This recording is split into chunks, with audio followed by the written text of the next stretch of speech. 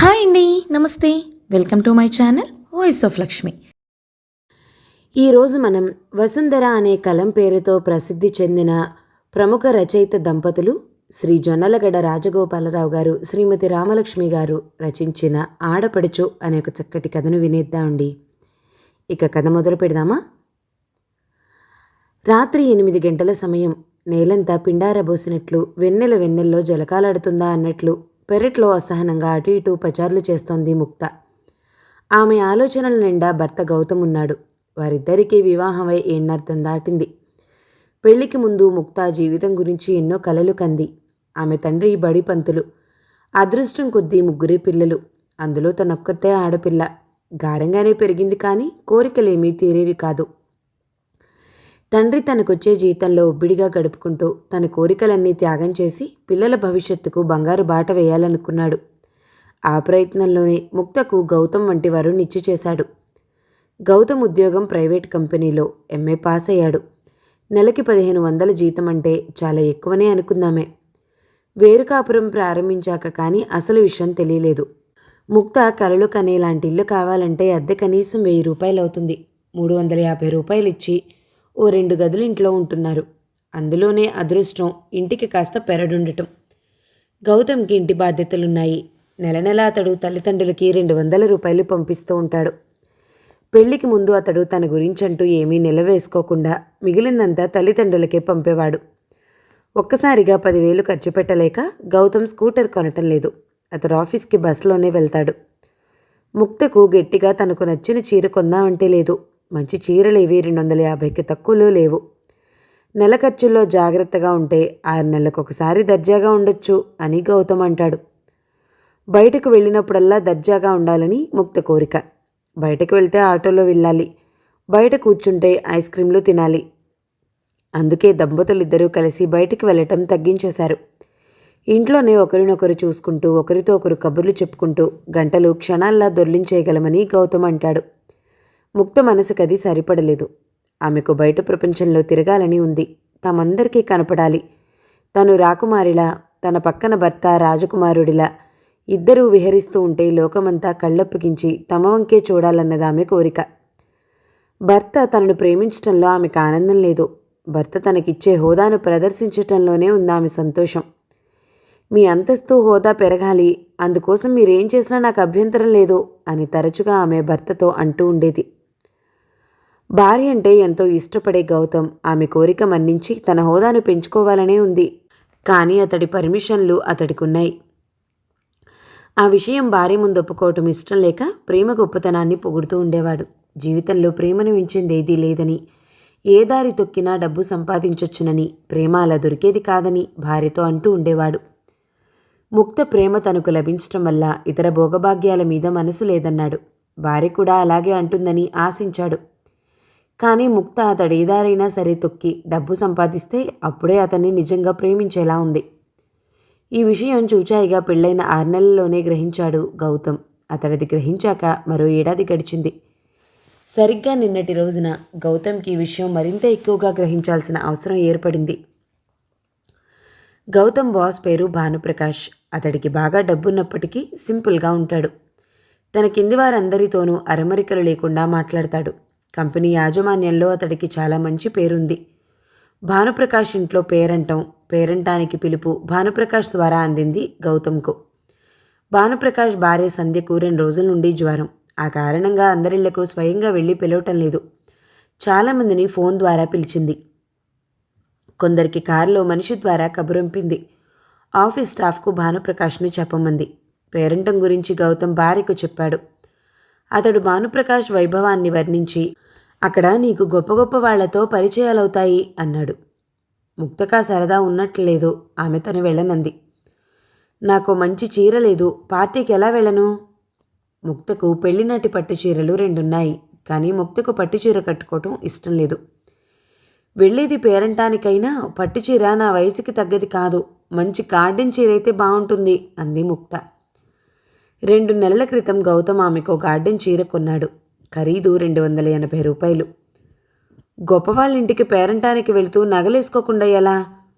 పెళ్ళికి మా నాన్న చేయించిన నీలపురాళ్ళ నెక్లెస్ వేసుకుంటాను. దానికి మ్యాచింగ్ ఉంగరం కూడా ఉంది.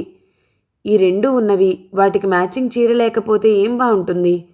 అప్పుడు కొన్న గార్డెన్ చీర లేత పసుపు రంగుది అంది ముక్త. అంటే ఇప్పుడు నీలం రంగులో గార్డెన్ చీర కొనాలి. వెళ్ళేది గొప్పింటి పార్టీకి కాబట్టి చీర ఖరీదు 350కి తగ్గకూడదు. పాత చీరతోనే సరిపెట్టుకోవాలంటే అందుకు ఆమె సిద్ధమే. దానికి మ్యాచింగ్గా రాళ్ల నెక్లెస్ ఉంగరం కావాలి. కాకి బంగారం ఆమెకు పడదు. చీర రంగు నిర్ణయం అయితే మ్యాచింగ్ జోళ్లు కూడా కొనుక్కోవాలనుకుంటోందామె. గౌతమ్ అప్పుడు తనకొచ్చిన ఇబ్బందులన్నీ ఆమెకు ఏకరువు పెట్టుకుని, నీ కోసం కొండ మీద కోతిని దింపాలనుంటుంది నాకు. నీ అంత అందమైన భార్యనిచ్చిన దేవుడు నిన్ను సంతోషపెట్టే శక్తినివ్వలేదు అని బాధపడ్డాడు.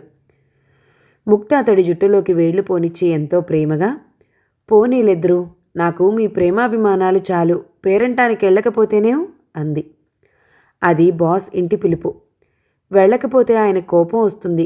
ఆఫీస్లో ఆయన తనపై కక్ష కట్టొచ్చు. నా భార్య స్వయంగా పిలవలేదని నీ భార్య రానంటుంది. ఆమెకు నిజంగా జ్వరం.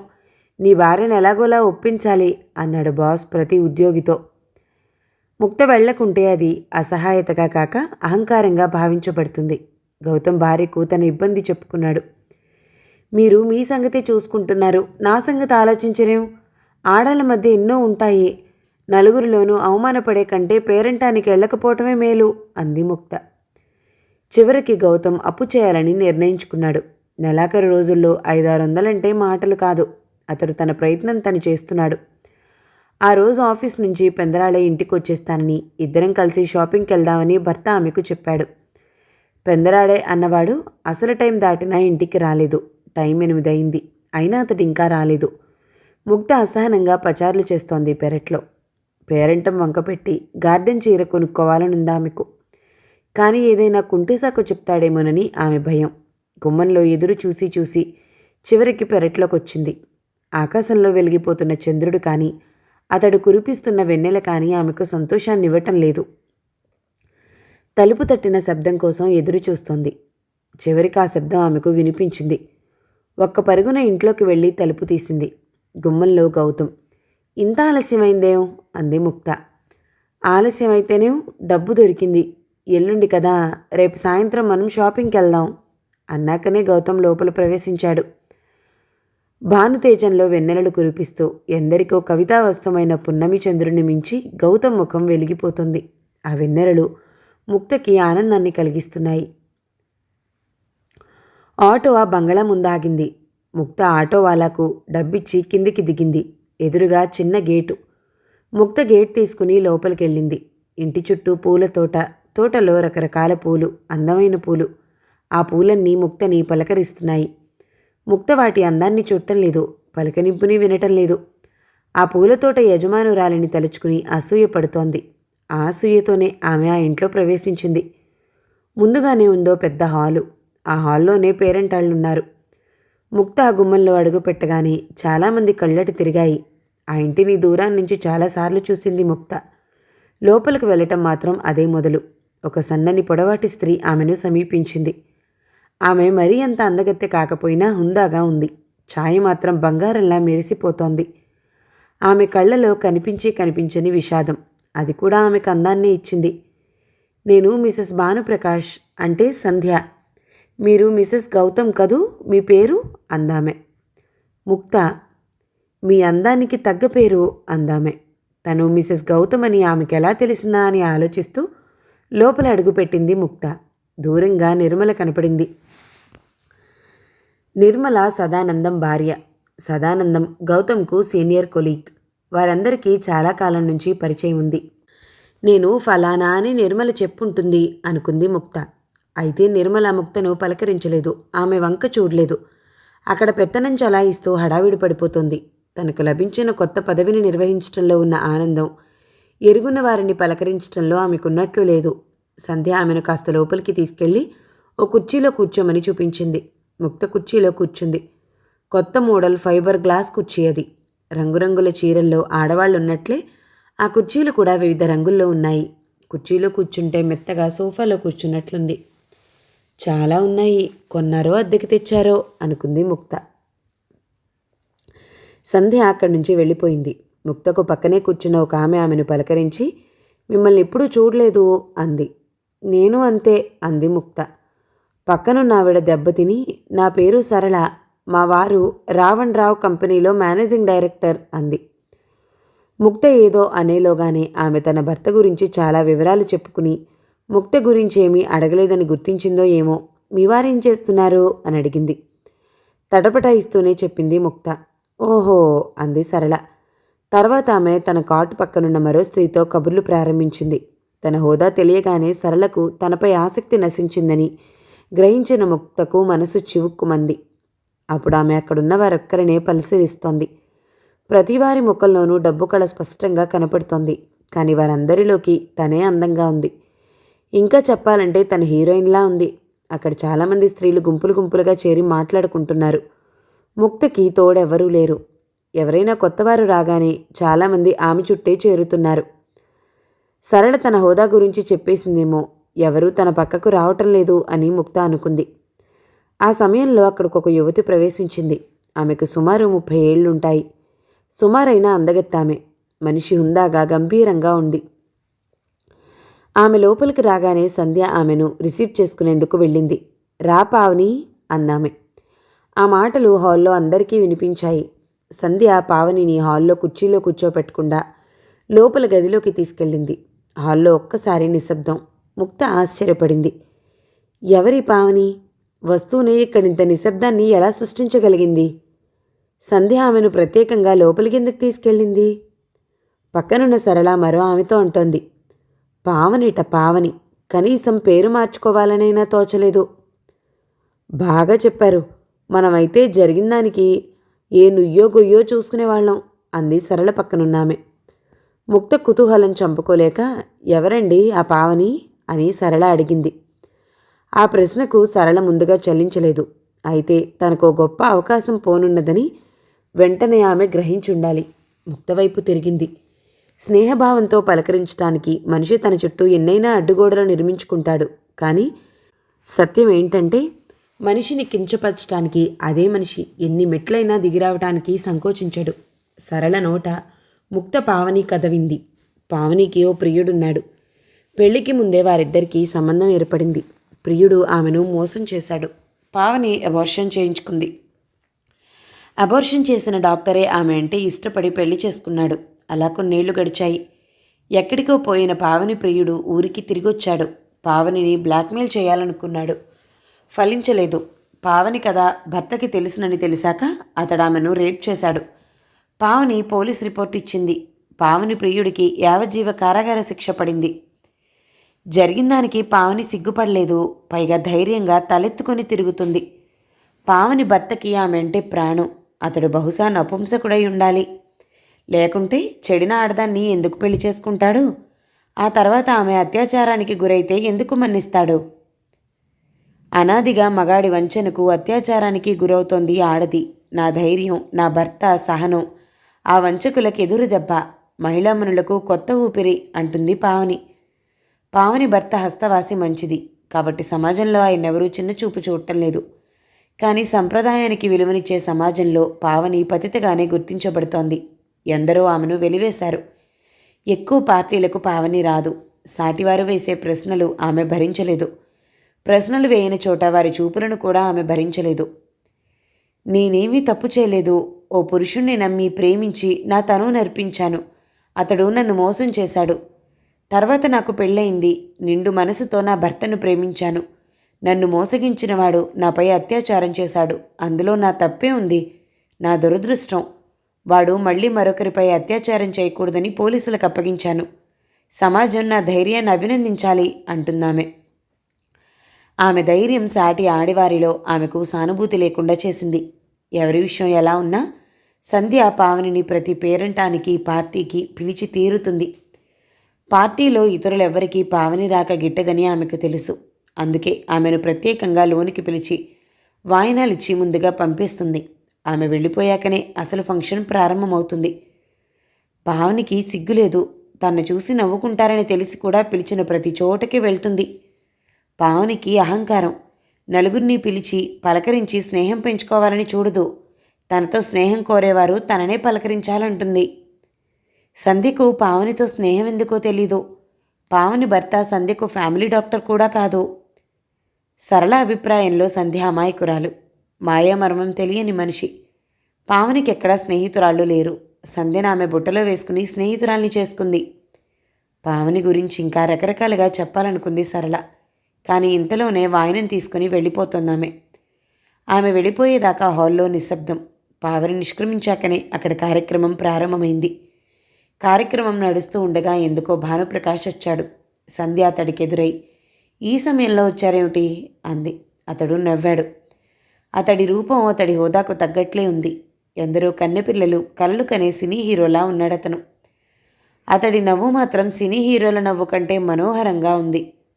ఉండండి, వీరందరినీ మీకు పరిచయం చేస్తాను అంది సంధ్య. ఆమె ఒక్కొక్కరిని పేరు పేరున భర్తకు పరిచయం చేసింది.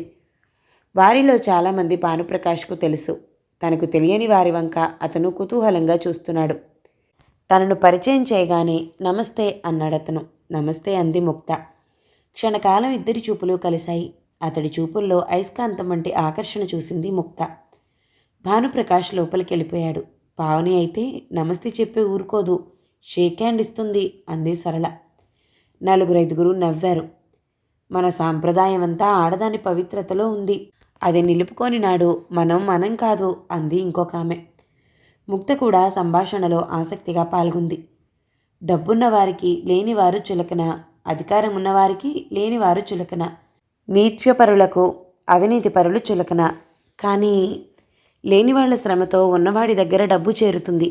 ఊరు పేరు లేని సామాన్యుడి ఓటు మరో సామాన్యుడిని అధికారిగా మార్చుతుంది. ఫలితంగా అవినీతిపరులు నీతిపరులను శాసిస్తున్నారన్న విషయం తెలిసి కూడా గ్రహించరెవ్వరు. మనను పాలించేవాడిలో అవినీతి ఉంది, మనకు పాఠం చెప్పేవాడిలో అవినీతి ఉంది, మనం బ్రతికే బ్రతుకులో క్షణక్షణం అవినీతి ఉంది. కానీ ప్రతివాడు తన నీతిపరుణ్ణే అనుకుంటాడు. ముక్త ఈ ఫక్కీలో ఆలోచించటం లేదు. ఆమె పావని గురించి ఏహ్యభావాన్ని పెంచుకుంటోంది. ఎంత నమ్మిస్తే మాత్రం పెళ్లికి ముందే పరాయి మగాడితో ఎందుకు సంబంధం పెట్టుకోవాలి? అందులో ఆమె మానసిక బలహీనత ఉంది. ఆ బలహీనతని సమాజం తప్పుపడుతోంది. ఒకసారి మోసగించబడిన ప్రియుడు తిరిగి ఆమెను బలాత్కరించగల ఏకాంతాన్ని ఎలా పొందాడు? ఆమెకు అతడిలాంటి అవకాశం ఎలా ఇచ్చింది? పావనిలో ఏదో బలహీనత ఉంది. పాదప్రియుడిని ఆమె మరచిపోలేకపోతుంది.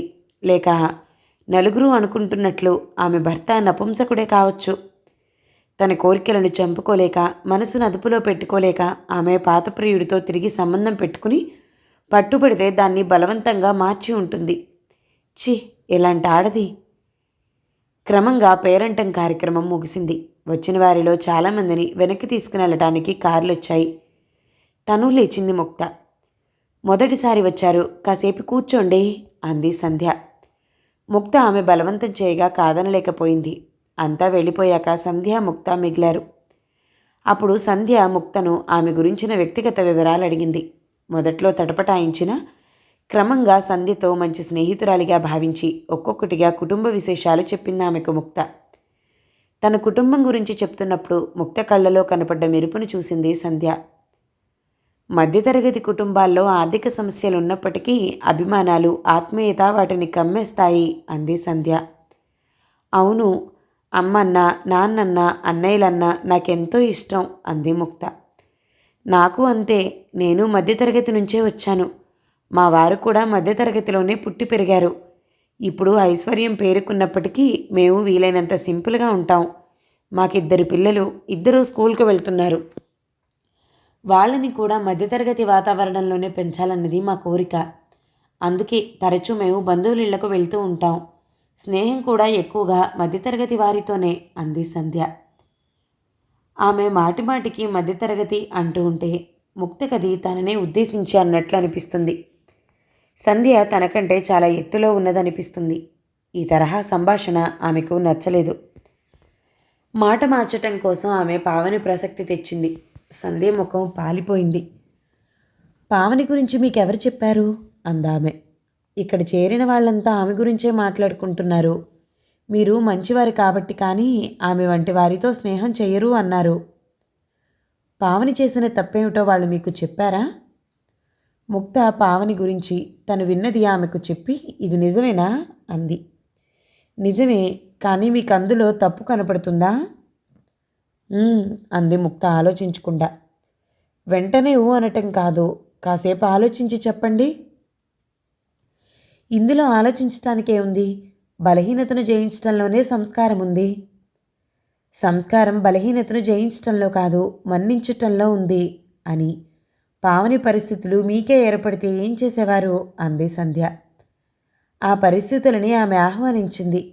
పెళ్ళయ్యే వరకు నాకు పరాయి మగాళ్లతో పరిచయమే లేదు. పోనీ ఇంట్లో ఏ బావ ఉంటే? ముక్తకు తన బావ గుర్తొచ్చాడు. అతడు తనకంటే 2 ఏళ్ళు పెద్ద. 1-2 సార్లు అతడు తనకు దగ్గరగా రావటానికి ప్రయత్నించాడు. ఆమె సాగనివ్వలేదు. ఎవరైనా మనం ఇస్తేనే అవకాశం అంది ముక్త నమ్మకంగా. సంధ్య తను నవ్వేసి, మీవి ఖచ్చితమైన అభిప్రాయాలు. ఇలాంటి వారితో మాట్లాడటం మా వారికి చాలా ఇష్టం. కాసేపు ఉండకూడదు అంది. ముక్త తడబడుతూ, నేను వారితో ఏం మాట్లాడగలను అంది. ఈ మాట వారితో మాట్లాడాక అందురు గాని అంది సంధ్య. ఇద్దరూ గదిలోకి వెళ్లారు. గదిలో 4 సోఫాలు, 2 అద్దాల బీరువాలు ఉన్నాయి. ఒక సోఫాలో కూర్చుని భానుప్రకాష్ చదువుకుంటున్నాడు. మా వారి రీడింగ్ రూమ్ ఇది అని అంది సంధ్య. భానుప్రకాష్ పుస్తకంలో నుంచి తలెత్తి వారి వంక చూసి చటుక్కున లేచి నిలబడి ప్రశ్నార్థకంగా భార్య వంక చూశాడు. మిసెస్ గౌతమ్, పేరు ముక్త. అభిరుచుల్లో మీ వంటిదే ఈమె. మనకు మంచి స్నేహితురాలు అంది సంధ్య. ఇద్దరూ అతడికి ఎదురుగా కూర్చున్నారు. కబుర్లు మొదలయ్యాయి. ఆఫీస్కి నేనే బాస్ని కావటం వల్ల నా ఇష్టం వచ్చినప్పుడల్లా ఇంటికి వచ్చేస్తూ ఉంటాను. అయితే అందరికంటే నేనే ఎక్కువసేపు పనిచేస్తాను. రాత్రింపాళ్ళు తేడా లేకుండా పనిచేస్తాను అన్నాడు ముందుగా భానుప్రకాష్. ఆ సమయంలో అతడు ఇంట్లో ఉండటానికి సంజాయిషి ఇస్తున్నట్లు తోచింది ముక్తకు. ఓసారి ఇంటికొచ్చాక మళ్ళీ ఆఫీస్కి వెళ్ళబుద్దేస్తుందా అంది ముక్త. ఏముంది, ఏమి వంటి వారినో పలకరించడం అవుతుంది. ఆ ఇన్స్పిరేషన్తో మరింత ఉత్సాహంగా పనిచేయగలుగుతాను అన్నాడు భానుప్రకాష్.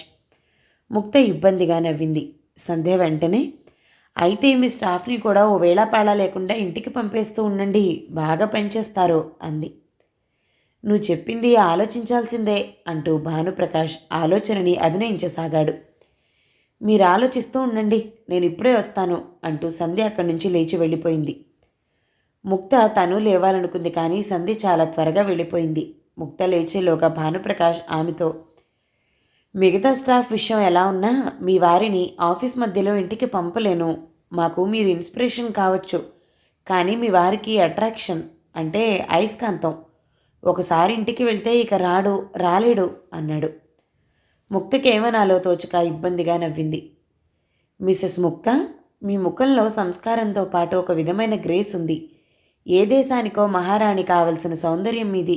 కాకపోవటం మీ అదృష్టం. ఎందుకంటే మహారాణికి భర్త సాన్నిధ్యం లభించదు అన్నాడు భానుప్రకాష్. తను మాట్లాడకపోతే బాగుండదని మీ ఇల్లు చాలా అందంగా తీర్చిదిద్దారు. సంధ్యగారి అభిరుచి గొప్పది అంది. అభిరుచి సంధ్యది కాదు, నాది అన్నాడు భానుప్రకాష్. అతడు అలా అనటం మోటుగా అనిపించింది ముక్తకు.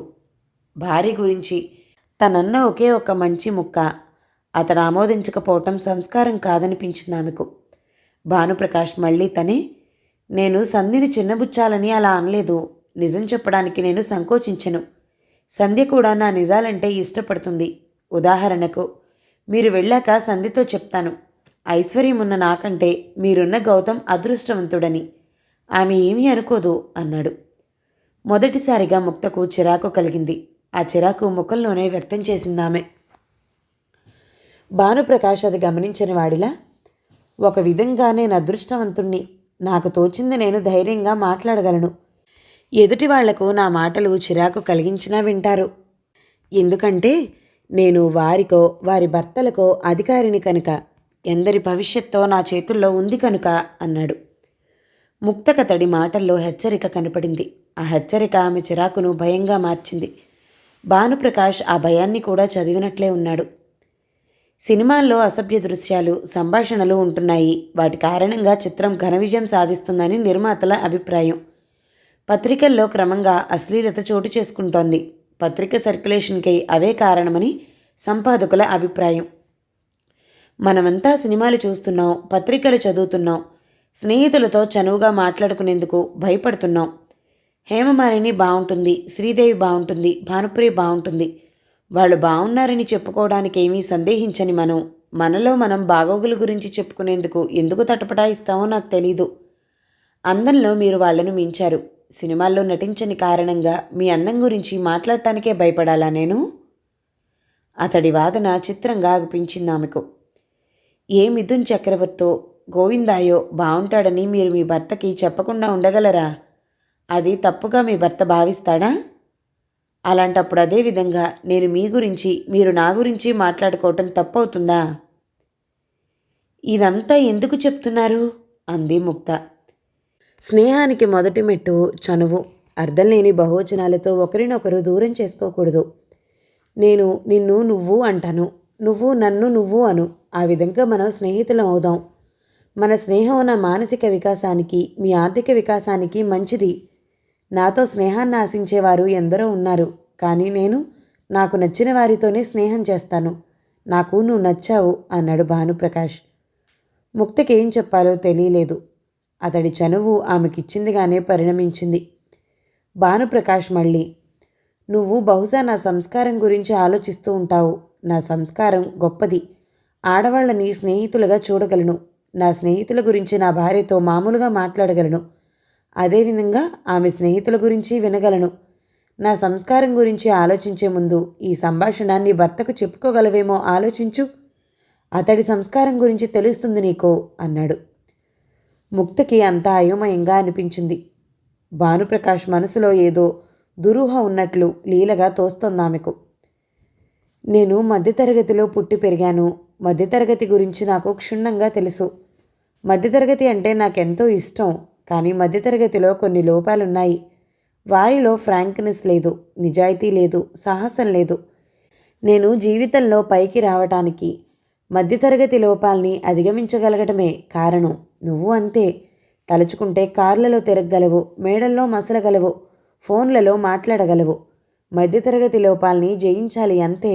నా స్నేహం నీకందుకు సహకరిస్తుంది. ముక్త సహనానికి అంతం వచ్చింది. ఆమె లేవాలనుకుంటూ ఉండగా అక్కడికి వచ్చింది సంధ్య. ఆమె చేతిలో ట్రే ఉంది. ట్రేలో 3 గ్లాసులు. ఆరెంజ్ జ్యూస్ అంది సంధ్య. చాలా ఆలస్యమైంది అంది ముక్త ఇబ్బందిగా. మా వారు మిమ్మల్ని కారులో డ్రాప్ చేస్తారు అంది సంధ్య. మిమ్మల్ని అనకు. ఆమె ఈ క్షణం నుంచి మన స్నేహితురాలు. అంటే? చనువుగా నువ్వు అను. అక్క చెల్లెళ్ళలా మసలండి. భలేవారే. నేను బయటికెళ్ళిన కాసేపట్లోనే ఏం మంత్రం వేశారండి అంది సంధ్య ఆశ్చర్యం ప్రకటిస్తూ. ముక్త ధైర్యం తెచ్చుకుని, భార్య భర్తను ఏమండి అంటే పోని చనువు, పరాయి వాళ్ళంటే పోతుందా అంది. భార్యాభర్తల అనుబంధం వేరు. మీరని మన్నించినా ఆమె ఏరా అనే తల్లి కంటే భర్త దగ్గర చనువుగా ఉండగలదు. భార్య చెల్లెలు మరదలు కూడా నన్ను నువ్వు అనే పిలుస్తుందని మర్చిపోకూడదు అన్నాడు భానుప్రకాష్. వారిని మాటల్లో జయించటం కష్టం అంది సంధ్య. ముగ్గురు జ్యూస్ తాగారు. నేనొక్కర్తిని వెళ్ళగలను అంది ముక్త. వద్దు, నిన్ను నేనే ఉంచేశాను. నిన్నింటి దగ్గర దింపటం నాది బాధ్యత. ఎవరైనా చూస్తే బాగుండదు అంది ముక్త. సంధ్య నవ్వి, ఎందుకు బాగుండదు? కారులో నేను వస్తున్నాగా అంది. మీరు వస్తున్నారా అంది ముక్త ఉత్సాహంగా. అంతలోనే, అనవసరంగా మీకెందుకు శ్రమ అంది మొహమాటానికి. శ్రమ కాదు, ఇట్స్ ఎ ప్లెజర్ అన్నాడు భానుప్రకాష్. ముక్త ఉత్సాహంపై నీళ్లు చల్లినట్లయింది. ఆమె సంధ్య వంక చూసింది. సంధ్య ముఖం గంభీరంగా ఉంది. ఇల్లు చేరుకున్నాక ముక్తకి ఏ పని మీద ధ్యాస మళ్ళలేదు. భానుప్రకాష్ మాటలు ఆమె చెవిలో గింగురుమంటున్నాయి. అతడి రూపం ఆమె కళ్ళ ముందు కదలాడుతోంది. అతడి చూపులు ఆమెని ఒళ్ళంతా తడుముతున్నాయి. చిచ్చి, ఏం మనిషి అనుకుందామె. ఐశ్వర్యంలో ఓ స్థాయి చేరుకుంటే మనిషి సంస్కారాన్ని కోల్పోతాడా? లేక సంస్కారాన్ని కోల్పోయే ధైర్యాన్ని ఐశ్వర్యం మనిషికిస్తుందా? ఐశ్వర్యవంతులకు సంస్కారాన్ని కోల్పోవటమే సంస్కారమేమో. భానుప్రకాష్ గురించి భార్య సంధ్యకు తెలుసా? ఆమె అతడి గురించి ఏమనుకుంటోంది? అసలు సంధ్య తనను ప్రత్యేకంగా భర్తకు పరిచయం చేసింది. అది కాక ఆఫీస్ టైంలో కూడా అతడి ఇంట్లోనే ఉన్నాడు. అంటే ముందుగానే అనుకుని ఇలా చేశారా? ఇలా చేయటం వల్ల సంధ్యకు ప్రయోజనం ఏమిటి? ఆమె భర్త విషయంలో అసహాయురాలా? అతడి ప్రవర్తనని అదుపు చేయలేదు సరికదా? అతడి చెడు నడతకు ఆమె సహకరించాలా? అదే నిజమైతే ఎంత దురదృష్టం. నీ వంటి భార్య ఉంటే నేను ఇల్లొదిలి పెట్టలేను. నా వంటి వారికి ఇన్స్పిరేషన్, నీ భర్తకు అట్రాక్షన్. భానుప్రకాష్ సూటిగా చెప్పిన మాటలివి. అతడికి భార్య అంటే ఇష్టం లేదా? సంధ్య అంటే అతడికి ఎలాంటి ఇష్టమో తెలీదు. కానీ తానంటే అతడికి ఇష్టం బయలుదేరిందని ముక్త గ్రహించింది. అది దేనికి దారి తీస్తుందోనని ఆమెకు భయంగా ఉంది. భానుప్రకాష్ మాటల్లో నుంచి, నువ్వు నాకు నచ్చావు. నువ్వు తలుచుకుంటే కార్లలో తిరగగలవు, మేడల్లో మాసలగలవు, ఫోన్లలో మాట్లాడగలవు. నా స్నేహం నీకు అందుకు సహకరిస్తుంది. ఈ వగైరాలు ఆమె చెవుల్లో గింగురుమంటూ అతడు తన్ను ప్రలోభ పెడుతున్నాడని చెప్పక చెప్తున్నాయి. ఆ ప్రలోభానికి తాను లొంగకూడదు అనుకున్నప్పుడల్లా ఎదుటివాళ్ళు నా మాటలు చిరాకు కలిగించినా వింటారు. ఎందుకంటే నేను వారికో వారి భర్తలకో అధికారిని కనుక, ఎందరి భవిష్యత్తు నా చేతుల్లో ఉంది కనుక అన్న భానుప్రకాష్ హెచ్చరిక ఆమెను భయపెడుతోంది. ముందు ముందు ఏం జరుగుతుంది? ఏదో జరుగుతుందనే ముక్త కనిపిస్తోంది. ఏం జరుగుతుందో కూడా ఆమెకు చూచాయిగా తెలుస్తోంది. ఏదో కొత్త భయం ఆమెను ఆవహించగా మనసు స్థిమితం తప్పడం వల్ల ఆమె ఏ పని మీద దృష్టి మళ్లించలేకపోతోంది. ఆమె అలాంటి స్థితిలోనే ఉండగా గౌతమ్ ఇల్లు చేరుకున్నాడు. వస్తూనే అతడు ఉత్సాహంగా భార్యను కౌగిలించుకుని ఉక్కిరి బిక్కిరి చేశాడు. ఏం జరిగిందండి? అంది ముక్త ఆశ్చర్యంగా. ఆఫీస్లో మన హోదా పెరిగింది. ఎలా? మన ఇంట్లోకి ఫోన్ వస్తోంది. ఎందుకు? ఎందుకేమిటి? ఆఫీస్లో నా పై అధికారికే ఫోన్ లేదు. ముఖ్యమైన ఆఫీస్ పనుల నిమిత్తం నాకు ఆఫీస్ ఫోన్ వచ్చింది. బాస్ ఇన్ఫ్లుయెన్స్ వల్ల బహుశా వారం రోజుల్లోనే మనకి ఫోన్ రావచ్చు. బాస్ అంటే? వేరే చెప్పాలా? ఈరోజే పేరంటానికి కూడా వెళ్ళొచ్చావు. భానుప్రకాష్ గారా? అంది ముక్త. అవును.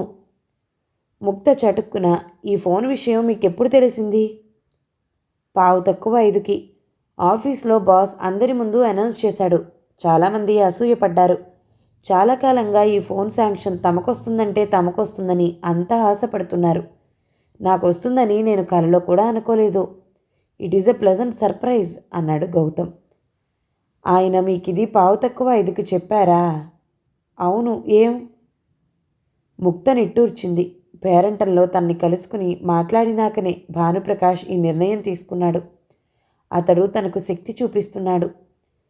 ఈ వార్త నీకు నేను అనుకున్నంత సంతోషం కలిగించినట్లు లేదు అన్నాడు గౌతమ్ నిరుత్సాహంగా. ఫోన్ వస్తే మనం ఏం చేసుకుంటాం? దానివల్ల మనకేం లాభం?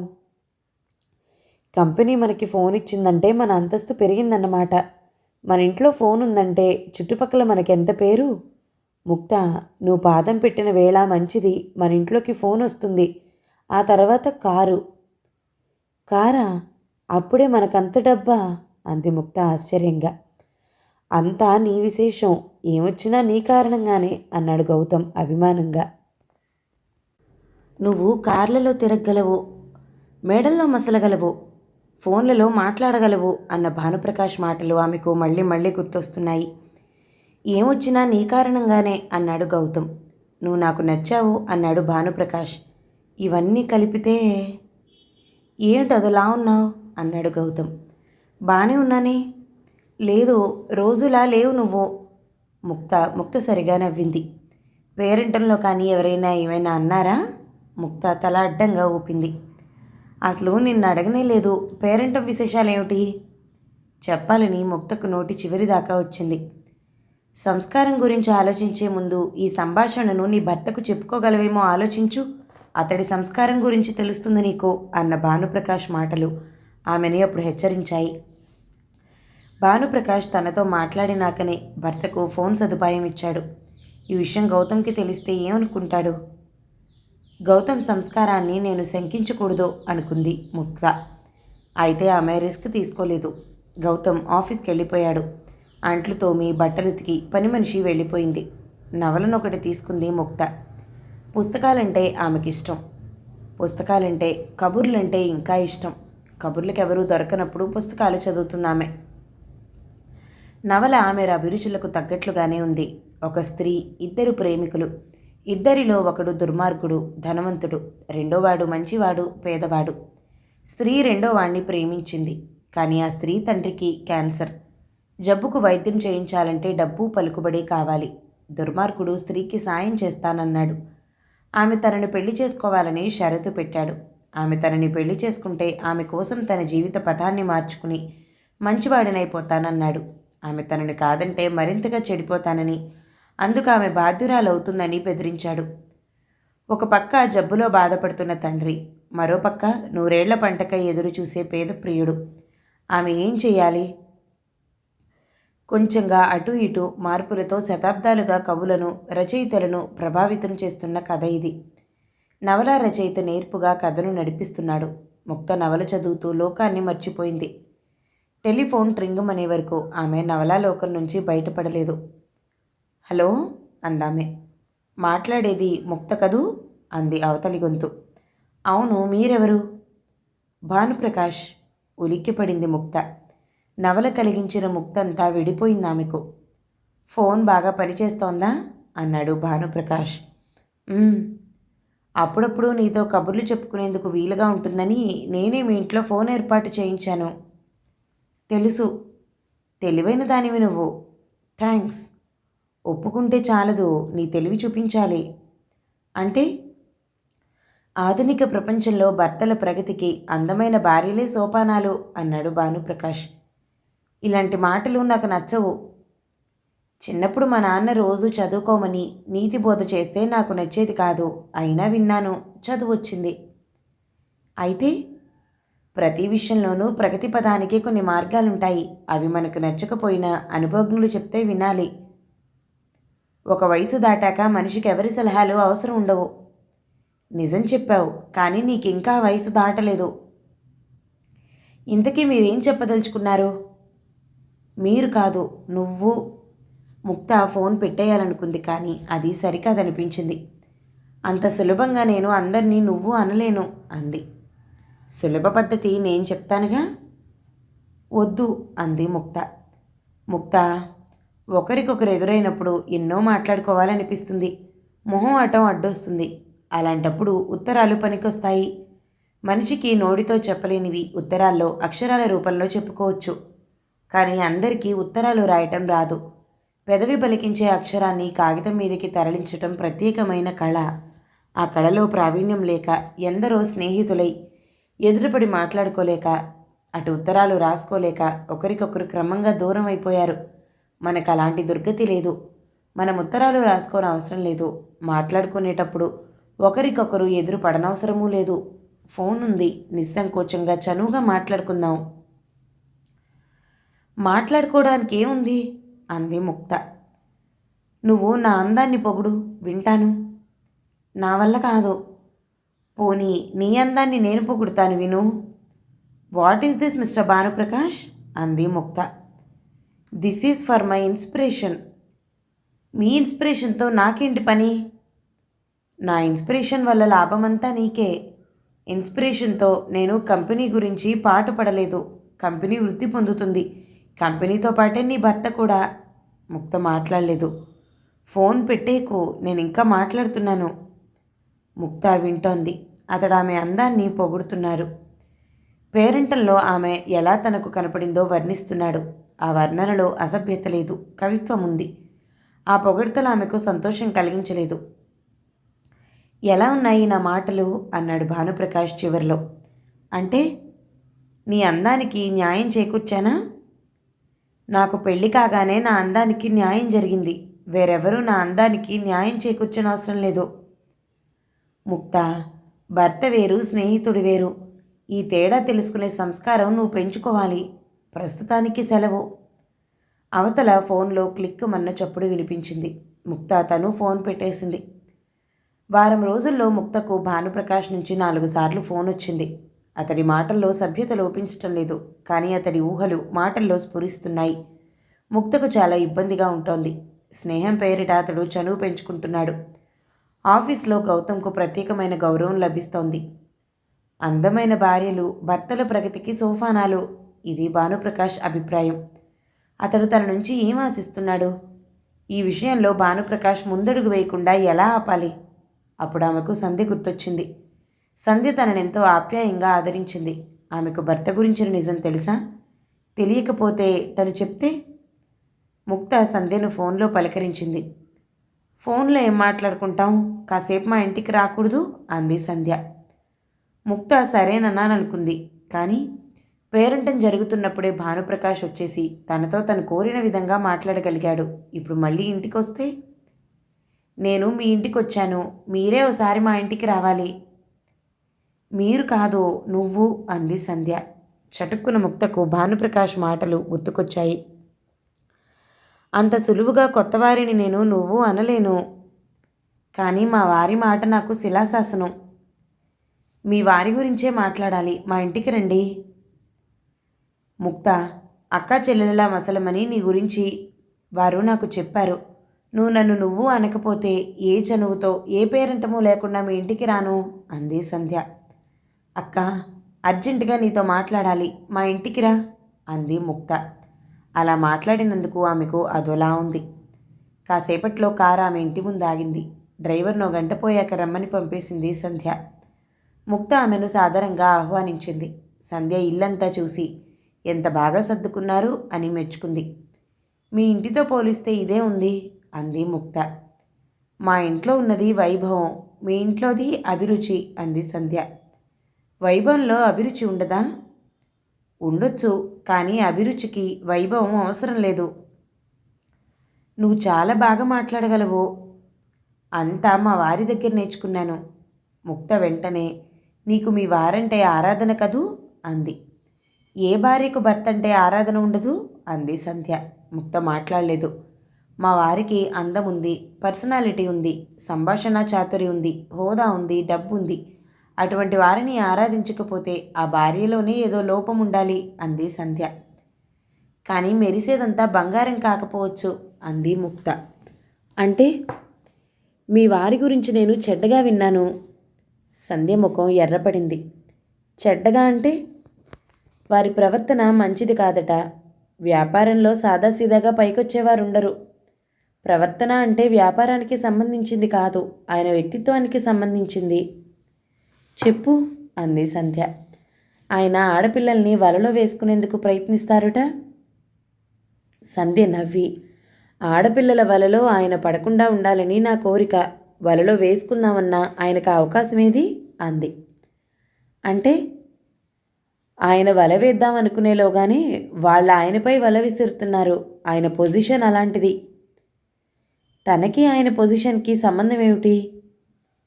కంపెనీ ఆయన వల్ల బాగా వృద్ధిలోకి వచ్చింది. ఇతర కంపెనీలు ఆయన్ను లాగాలని చూస్తున్నాయి. కొందరికి ఆయన పతనమైతే చాలు, మరికొందరికైతే ఆయన్ను తమ వైపు ఆకర్షించుకోవాలని ఉంది అని. అందుకోసం ఆయనపై ఆడపిల్లలను ప్రయోగిస్తారు. అర్థమైందా అంది ముక్త. ఏం విన్నావో చెప్పు. ఆయనే ఆడపిల్లల వెంట పడతారని, అవతలి యువతి వివాహిత కాదా అన్న విచక్షణ కూడా చూడరని. సంధ్య నవ్వి, ఎవరు చెప్పారు అంది. ముక్త తడబడింది. సంధ్య తనే మళ్ళీ, వారు కానీ నీతో మాట్లాడారా అంది. లేదు అంది ముక్త వెంటనే. ఒకవేళ వారు నీతో చనువుగా మాట్లాడినా తప్పుగా అర్థం చేసుకోకు. ఎందుకని? ఒక వయసులో మగాడికి ఆడది, ఆడదానికి మగాడు గొప్ప ఆకర్షణ. ఆ ఆకర్షణలో నుంచి బయటపడి తప్పించుకోవటం ఎక్కడో మహాత్ములకు తప్ప సాధ్యపడదు. మా వారికి తన ప్రవర్తన గురించి పట్టుదల ఉంది. వారిపై నాకు నమ్మకం ఉంది. కానీ ఒక్కోసారి తన మనసు చలిస్తుందేమోనని వారి భయం. పరాయి స్త్రీలతో చనువుగా ఉండటం ద్వారా అనుకోకుండా ఎదురయ్యే ఆకర్షణ నుంచి తప్పించుకోవటానికి వీలవుతుందని ఆయన అనుకుంటారు. అదెలా సాధ్యం? నిగ్రహానికి కూడా ప్రాక్టీస్ ఉండాలి కదా. భార్య ముందు చేసే ప్రాక్టీస్ కాదు, అలవాటు పడ్డ మనిషి కాబట్టి అంది సంధ్య. అందుకని మా వారు కొత్త వారితో చనువుగా ఉంటూ ఉంటారు. ఒకసారి ఏమైందో తెలుసా? వారు మరదలు ఒక రాత్రంతా ఒకే గదిలో పడుకున్నారు. నేను తనని గమనిస్తున్నట్లు కూడా వారికి తెలియదు. ఇద్దరూ శుభ్రంగా ఒళ్ళెరక్కుండా పడుకున్నారు. వాళ్లను కాపలా కాసి నాకే నిద్రలేదు. నువ్వు చెప్తున్నది నాకు చాలా చిత్రంగా ఉంది అందే ముక్త. వారంటే నాకు ఆరాధన. వారి పట్ల నాకు పూర్తి నమ్మకం. వారి ప్రవర్తన సరైనది కాదు అనటానికి కళ్ళారా చూడగల రుజువు లభిస్తే నా కళ్ళే నన్ను మోసం చేస్తున్నాయనుకుంటాను తప్ప వారిని అనుమానించను అంది సంధ్య. నీ నమ్మకం నీ భర్తను పాడు చేయటమే కాదు, ఎందరో పతివ్రతలను పతితల్ని చేస్తుంది అంది ముక్త. పతివ్రతలు పతితలు కాలేరు అంది సంధ్య. ఎందుకు కాలేరు? తమని తాము రక్షించుకునేందుకు పతివ్రతలు భర్తలపై ఆధారపడరు. తాము పూర్తిగా అసహాయులైనప్పుడు దేవుడే వారిని రక్షిస్తాడు. అలా రక్షించకపోతే వారు పతివ్రతలు కారని అర్థం. నీ భర్త సరైనవాడు కాదనటానికి నాకు కొన్ని రుజువులు లభించాయి. కాస్త ముందడుగు వేస్తే విషయం నీ ముందు కూడా రుజువు చేయగలను. ఏమిటి నీ రుజువులు? ఇప్పుడు చెప్పను. ఎప్పుడు చెప్తావు? అది నాకు తెలీదు. నేను రిస్క్ తీసుకోవాలి. నాకు దేవుడి మీద నమ్మకం లేదు అంది ముక్త. దేవుణ్ణి నమ్ము. తన భక్తులకి ఆయన ఎప్పుడూ అన్యాయం చేయడు. తప్పు చేసిన వాళ్లే దేవుణ్ణి నమ్ముతారని మా నాన్నగారు అంటారు. సంధ్య ముఖం పాలిపోయింది. నేను తప్పు చేశానంటావా? నీ భర్తని అంతలా నమ్మటం నువ్వు చేస్తున్న తప్పు. అందువల్ల అతడు బరితెగించి ప్రవర్తించే అవకాశం ఉంది. నువ్వు మావారిని ఎందుకు పట్టించావు అంది సంధ్య. ఆలోచిస్తే నీకు మీ వారి గురించి అర్థమవుతుంది. అతడు నిన్ను వెర్రిబాగులు దాన్ని చేసి ఆడిస్తున్నాడు. లేని పక్షంలో తను ప్రత్యేకించి ఆడవాళ్లతో చనువుగా మాట్లాడటం ఎందుకు? మదరితో ఒక్కడు వేరుగదిలో పడుకోవటం ఎందుకు? సంధ్య ఏదో చెప్పబోయి ఆగిపోయింది. కాసేపు ఉండి నెమ్మదిగా, నీకు మా వారి మీద దురభిప్రాయం కలిగింది. ఎందుకో చెప్తే పోగొట్టగలను అంది. మీ వారి మీద ఆడపిల్లలు వలలు విసురుతున్నారు అన్నది అబద్ధం. అతడే ఓ ఆడపిల్ల మీద వల విసురుతున్నాడిప్పుడు. ఎవరామె? ఎవరైనా ఆమె పతివ్రత. ఎవరా పతివ్రత అంది సంధ్య. ఎవరైనా ఈ పరిస్థితి నుంచి ఎలా బయటపడాలా అని ఆమె భయపడుతోంది. ఆమెకు భర్తే ప్రాణం, భర్తే లోకం, భర్తే దైవం. కానీ ఆ భర్తనే రూపురేఖలు లేకుండా నాశనం చేయగలడు నీ భర్త. అందుకే ఆమె భయపడుతోంది. ఇందుకు రుజువుందా? రుజువు నీకు చూపిస్తాను, నమ్ముతావా? నువ్వు చూపిస్తే నమ్ముతాను అంది సంధ్య. చూపాలనే ఉంది, కానీ నేను భయపడుతున్నాను. రుజువు చూపడానికి కొంత రిస్క్ తీసుకోవాలి. అప్పుడు దేవుడు రక్షించకపోతే? మా వారు నిజంగానే ఓ ఆడపిల్లపై వల విసిరితే, ఆమె పతివ్రతే అయితే నీకేమీ భయం అవసరం లేదు. రక్షించడానికి నేనున్నాను. నేనే దేవుణ్ణనుకో, నన్ను నమ్ము అంది సంధ్య గంభీరంగా. అక్క అంది ముక్త అప్రయత్నంగా. మావారే మనిద్దరికీ వరస కలిపారు. అందువల్ల అక్కగా నాకు నీ బాధ్యత ఉంది. నీ సమస్య ఏమిటో నిర్మోహమాటంగా చెప్పు. నేను చేయగలిగింది చేస్తాను అంది సంధ్య. ప్రస్తుతానికి నువ్వేమీ చేయనవసరం లేదు. మీ వారినో కంట కనిపెడుతూ ఉండు అంది ముక్త. నువ్వు ఇంట్లో అడుగుపెట్టిన వేళ విశేషం మంచిది. ఆఫీస్లో నాకు మంచి ఫ్యూచర్ కనపడుతోంది అన్నాడు ఒకరోజు గౌతమ్ భార్యతో. ఫ్యూచర్ ఎలా కనపడుతోందండి అంది ముక్త. బాస్ నన్ను విపరీతంగా అభిమానిస్తున్నాడు. కొన్నాళ్ల పాటు నిన్ను గమనిస్తూ ఉంటాను. నాకు నచ్చితే నా తర్వాత నా అంతటి వాణ్ణి చేస్తాను అని ఆయన నాతో అన్నాడు. సంతోషంగా అన్నాడు గౌతమ్. భర్త ముఖంలోని సంతోషం ముక్తను భయపెట్టింది. ఒకవేళ మీ బాస్కి మీరు నచ్చకపోతే అందామె. ఎందుకు నచ్చను? ఎందుకంటే ఏం చెప్పగలం? దురదృష్టం అనుకోండి. నువ్వుండగా దురదృష్టం నా వంక కన్నెత్తి కూడా చూడలేదు. ముక్త ఉలిక్కిపడి భర్త వంక పరీక్షగా చూసింది. అతడి ముఖంలో ఆమెకు భానుప్రకాష్ కనిపించాడు. అందమైన భార్యలు ప్రగతికి సోపానాలు అంటున్నాడతను. ఏమన్నారు అందామె. నువ్వు నా అదృష్టానివి అంటున్నాను. అదృష్టమంటే ఎలాంటి అదృష్టాన్ని చెప్పడం నాకు చేత కాదు. మీలో సమర్థత ఉంది. అందుకే మీ బాస్ మిమ్మల్ని అభిమానిస్తున్నారు. బాస్కు మీ అవసరం ఉంది. మీరు లేకుండా ఆయన కంపెనీ నడవదు. అలాంటప్పుడు ఒకసారి అసూయ కూడా బయలుదేరుతుంది. మీ బాస్ మిమ్మల్ని ఉద్యోగం నుంచి తొలగించవచ్చు. అప్పుడు మీకు మరో కంపెనీ స్వాగతం పలుకుతుంది అంది ముక్త. ప్లీజ్ ముక్త, నువ్వు అలా మాట్లాడొద్దు అన్నాడు గౌతమ్. ఎందుకని? ఉద్యోగం విషయంలో నేను నువ్వు అనుకున్నంత గొప్పవాణ్ణి కాను. మా నాన్నగారి రికమెండేషన్ మీద వచ్చింది ఉద్యోగం నాకు. ఇది పోతే ఎక్కడికి వెళ్ళినా ఈ ఉద్యోగం ఎందుకు పోయిందో సంజయ్షి ఇచ్చుకోవాలి. మా బాస్ బాగా పలుకుబడి ఉన్నవాడు. పగబట్టాడంటే ఈ చుట్టుపక్కలెక్కడా నాకు మంచినీళ్లు కూడా పుట్టవు. భర్త కళ్ళలోని భయాన్ని స్పష్టంగా చదివింది ముక్త. అంటే మీరు పూర్తిగా మీ బాస్పై ఆధారపడిపోయారు భవిష్యత్తు కోసం అంది ముక్త. అసలు ఆధారం దొరకటమే ఓ అదృష్టం. దొరికిన ఆధారాన్ని వదులుకోలేను అన్నాడు గౌతమ్. చాలా బాగుంది. ఇలాగైతే మీరు బాస్కి బాగా లోకువైపోతారు. అతడొక రోజున మీ నుంచి ఎలాంటి ప్రతిఫలాన్నైనా కోరవచ్చు.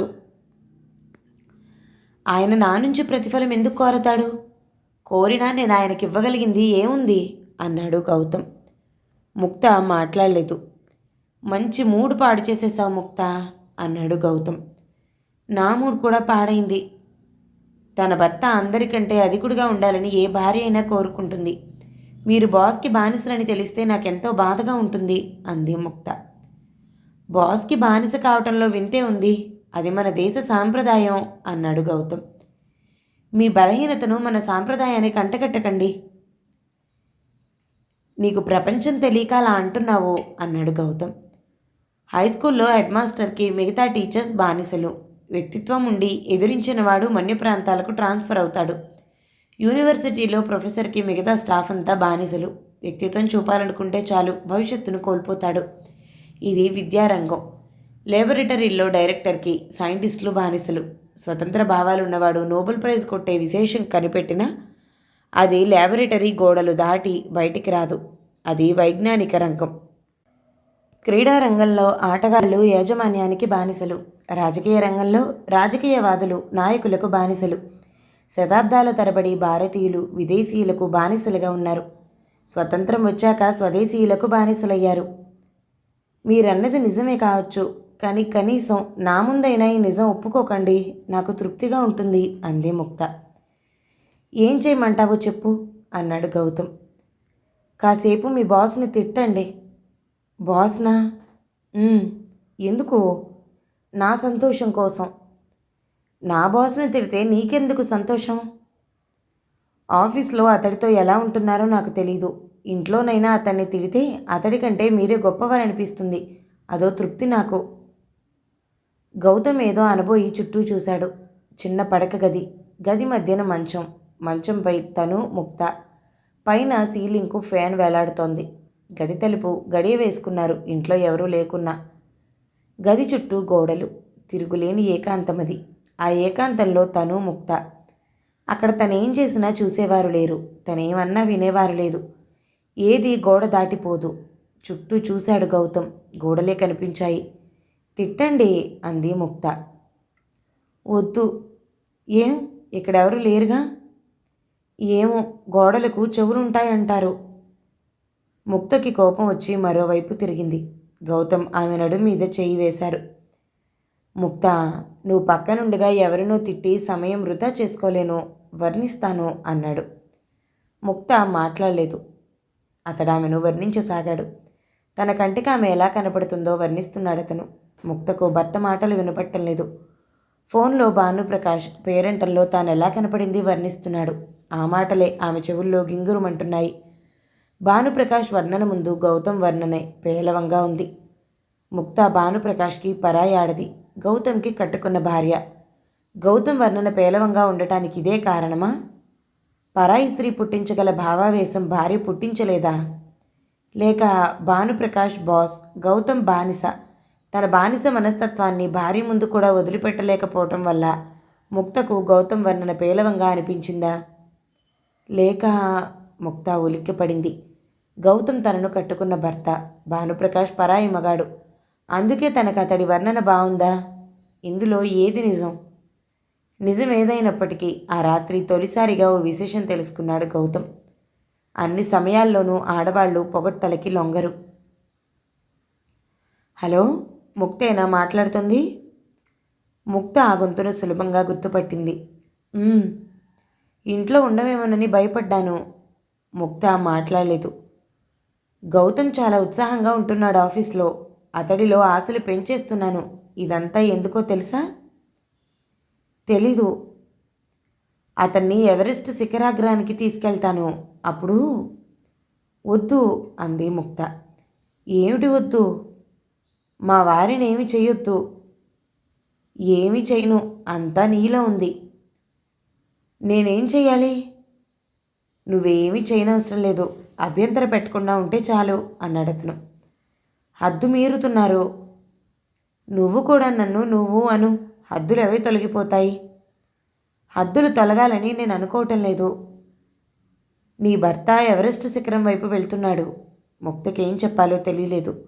గౌతమ్ ఎవరెస్ట్ శిఖరం వైపు వెళ్తున్న మాట నిజం, కానీ అతన్ని ఎలా ఆపాలి? మాట్లాడు ముక్త, ఫోన్లో విన్నా నీ గొంతు తీయగా ఉంటుంది.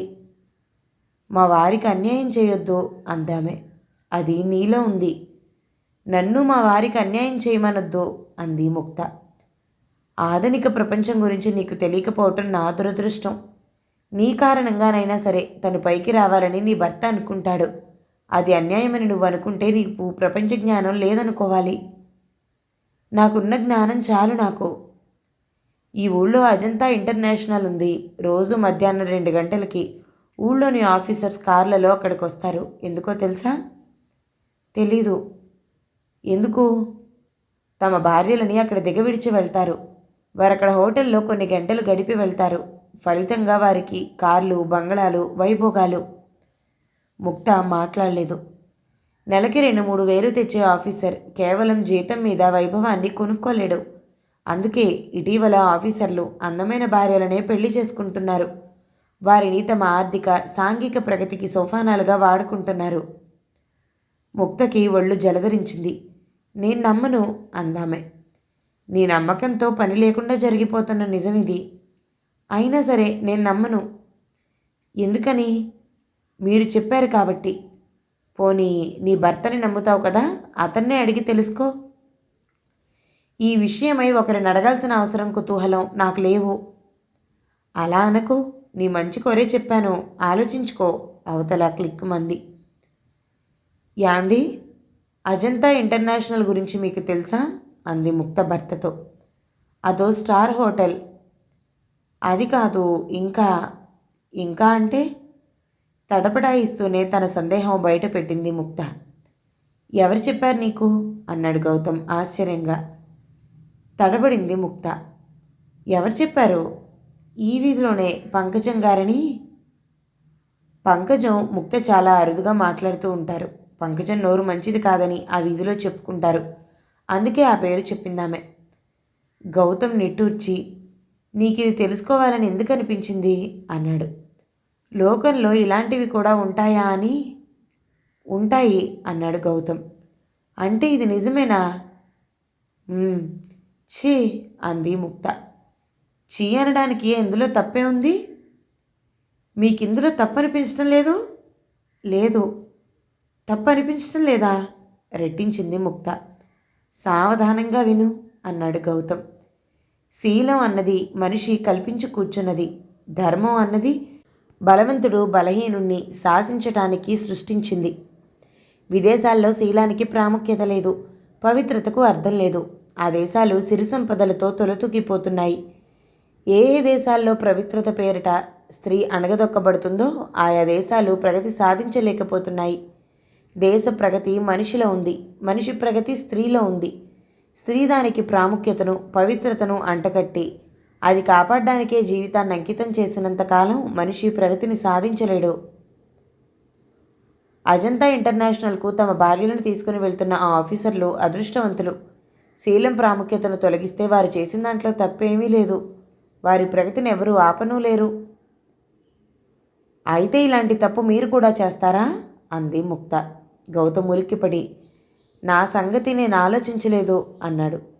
ఆలోచించండి అంది ముక్త. ఛీ అన్నాడు గౌతమ్ అప్రయత్నంగా. మీ విషయంలో చీ అనిపించింది, ఇతరులకు మంచిది ఎలా అవుతుంది అంది ముక్త భర్తను నిలదీస్తూ. సారీ ముక్త, నేను ఎక్కువ దూరం ఆలోచించలేదు. నువ్వు అడిగినప్పుడు నేను ఇంకోలా ఆలోచిస్తున్నాను. అసలేం జరిగిందంటే అన్నాడు గౌతమ్. ఆ రోజు ఆఫీస్లో భానుప్రకాష్ గౌతమ్ని పిలిచాడు. మాటల సందర్భంలో అజంతా ఇంటర్నేషనల్ ప్రసక్తి వచ్చింది. ఆయన అక్కడి విశేషాలను సమర్థించాడు. గౌతమ్ బాస్ అభిప్రాయాలన్నిటితోనూ ఏకీభవించాడు. అవే ఇంటి దగ్గర రిపీట్ చేశాడు. ఈ అభిప్రాయాలు నావి కాదు, నా బాస్వి. మీ అభిప్రాయం కూడా చెప్పండి. ఎందుకు నీకంత పట్టుదల? ఈ విధంగానైనా మీ బాస్ను తిడతారని. నా బాస్ను తిట్టాలని నీకంత పట్టుదల ఎందుకు? ఆయన నిన్నేం చేశాడు అన్నాడు గౌతమ్. ముక్త తడబడింది. అప్పుడు ఆమెకు మళ్ళీ పంకజం గుర్తొచ్చింది. పంకజం పేరునే మళ్ళీ ఉపయోగించుకుందామే. అజంతా ఇంటర్నేషనల్కి మీ బాస్ కూడా ఆడవాళ్ళని రప్పించుకుంటాడుట, పంకజం చెప్పింది. గౌతమ్ ముందు తడబడిన తర్వాత తేలికగా నవ్వేసి, బాస్ చాలా మంచివాడు. ఆయనకి డబ్బుంది కాబట్టి ఏం చేసినా సాగుతుంది. నేను ఆయనకు జూనియర్నైనా నా దగ్గర ఎంత చనువుగా ఉంటాడు. తన ప్రవర్తనను తప్పుపట్టి నేను అసహించుకుంటానన్న భయం కాబోలు ఆయన పనిగట్టుకుని రోజు నా దగ్గర ఆ హోటల్ ప్రసక్తి తెచ్చి సమర్థించుకున్నాడు. ఆయన ఎలాంటి వాడైనా ఆరాధన తప్పదు నాకు. అయినా నన్ను కన్విన్స్ చేయాలని చూస్తాడు. గొప్ప సంస్కారం కదూ అన్నాడు. ఇదేం సంస్కారం అంది ముక్త. ఆలోచించి చూడు, నీకే కనబడుతుంది సంస్కారం. నాకేం కనపట్టం లేదు. పరాయి ఆడవాళ్లతో హోటళ్లలో కులికి మీ బాస్లో సంస్కారాన్ని ఎలా చూడగలను అంది ముక్త. శ్రీకృష్ణుడు గోపికలను వస్త్రాపహరణం చేస్తే అది రాసలీల అయింది. శ్రీకృష్ణుడు దేవుడయ్యాడు. నా బాస్ నాకు దేవుడు అన్నాడు గౌతమ్. కానీ ఆయనలో వేరే దురుద్దేశం ఉందేమో ఆలోచించారా? వేరే దురుద్దేశ్యం అంటే? ఆయన పనిగట్టుకుని అజంతా ఇంటర్నేషనల్ గురించి మీకెందుకు చెప్పాడు? అది తప్పు కాదని మీ దగ్గర ఎందుకు సమర్థించాడు? ఎందుకో చెప్పానుగా, అది ఆయన సంస్కారం. సంస్కారం కాక దురుద్దేశం ఏమీ కనబడలేదా మీకు? నీకేదైనా కనపడిందా? నేను మీ సంగతి అడిగాను. నా సంగతి నేను చెప్పాను, నీ సంగతి చెప్పు.